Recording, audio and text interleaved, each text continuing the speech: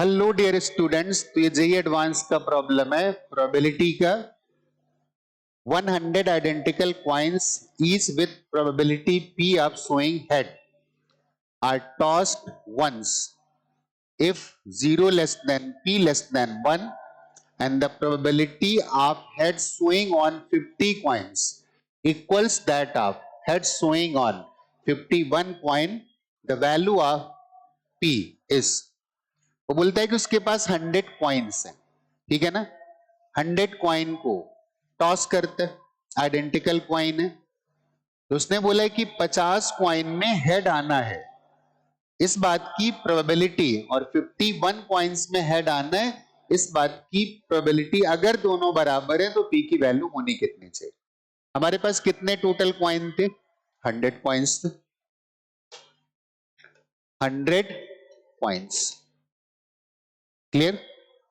अब हो सकता है बायस्ड होंगे, क्योंकि अदरवाइज तो हाफ ऑफ प्रोबेबिलिटी आती हेड आने की और टेल आने की। और उसने एक बात और बोलती है कि हेड आने की प्रोबेबिलिटी P है, मतलब ये बायस्ड कॉइन होगा पक्का।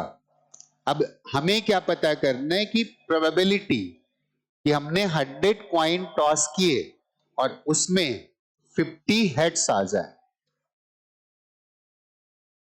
क्लियर?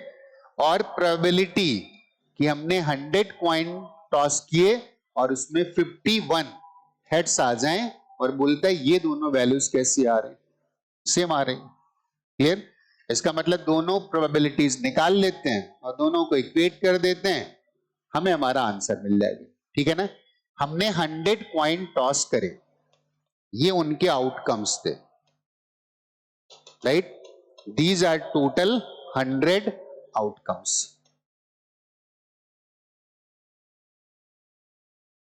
हमें 50 हेड चाहिए, ठीक है ना। कितने हेड चाहिए? 50 हेड चाहिए। तो एक्चुअली कैसे सोचते हैं समझना। मैंने मान लिया कि कोई एक इवेंट अकर होनी है। कैसे अकर होनी है? यहां पे हेड आ जाए, यहां पे हेड आ जाए, यहां पे टेल आ जाए, और यहां पे हेड आ जाए, जो आ जाए, ठीक है ना। मैं सिर्फ इतनी बात करता कि इस बात के लिए बोलो तो ये सारी इवेंट कैसी है? इंडिपेंडेंट। तो मैं बोल देता कि P into P into 1 minus P into and so on, और ये वाला P। लेकिन ये जो रिजल्ट आया ना, वो सिर्फ एक के लिए आया। ऐसे तमाम पॉसिबिलिटी हो सकती है कि यहां पे पहले टेल आ जाए, इधर हेड आ जाए। तो हमको ये बताना है कितनी पॉसिबिलिटीज होंगी। फिलहाल जो हमारे फेवर की है ना कि मुझे 50 हेड चाहिए, ठीक है ना। तो 50 हेड का मीनिंग क्या है? 50 हेड का मीनिंग है कि 1/2, सॉरी 1/2 तो नहीं थी, बायस कॉइन था तो P था, तो कहीं पे हेड आया होगा, तो ये P कितनी जगह पे आना चाहिए? 50 टाइम्स पे आना चाहिए। और 1 माइनस P कितनी जगह पे आना चाहिए? मतलब हेड ना आना, वो भी 50 टाइम्स आना चाहिए। ऐसे करके तो हम लोग शॉर्ट में कैसे लिखेंगे? हम ऐसे लिखेंगे कि 50 टाइम्स हेड आ जाए तो P टू द पावर 50, क्योंकि हर एक हेड आउटकम P प्रोबेबिलिटी से आएगा, और इसके बाद रिमेनिंग 50 टाइम्स टेल आ जाए, मतलब 1 माइनस P एंड 50। हेड ना आए, अब हेड नहीं आएगा तो टेल आएगा, ठीक है ना। लेकिन ये तो सिर्फ एक सिचुएशन के लिए हो गया। सवाल आता है कि कौन कौन से कॉइन पे हेड आया है। तो हमें क्या करना है?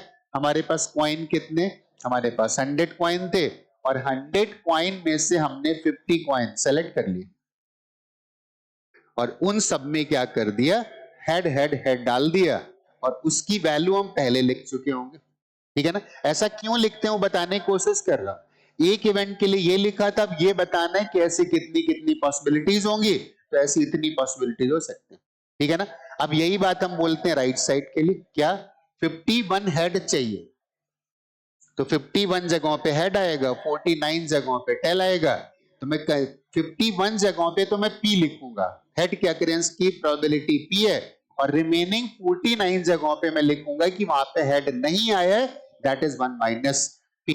तो मैं ऐसे लिखूंगा कि P टू द पावर 51 और 1 minus P to the power 49। ये तो एक सर्टेन सेट होगा ना, बट एक सवाल है से कितने सेट्स होंगे, तो मैं क्या बोलूंगा कि 100 कॉइन थे, इसमें से 51 चूज करने के इतने तरीके होंगे।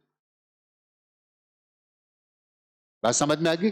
इन दोनों को सॉल्व कर लेते हैं, पता चल जाएगा क्या p की वैल्यू आएगी, ठीक है ना।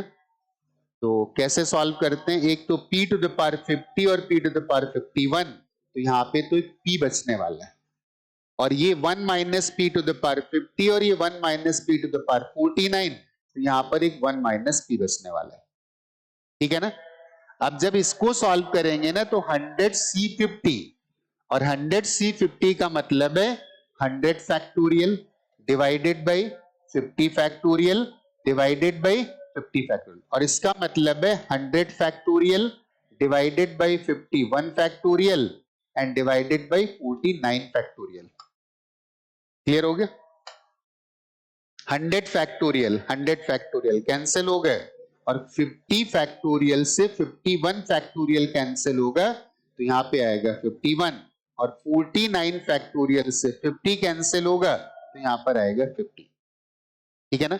हमारे पास क्या रिजल्ट आ गया फाइनली, और क्या बचने वाला था, दैट्स फाइन। क्रॉस मल्टीप्लाई कर देते हैं, तो क्रॉस मल्टीप्लाई अगर करेंगे तो ऐसे 51 into 1 minus p is equal to 50 into p, तो this is 51 minus 51p is equal to 50p।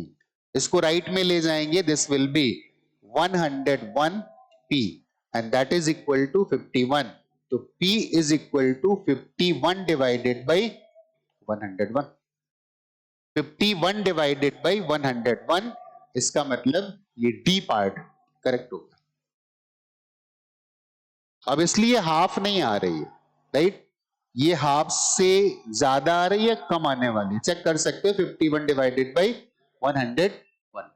मुझे ऐसा लग रहा है कि क्वेश्चन समझ में आ गया।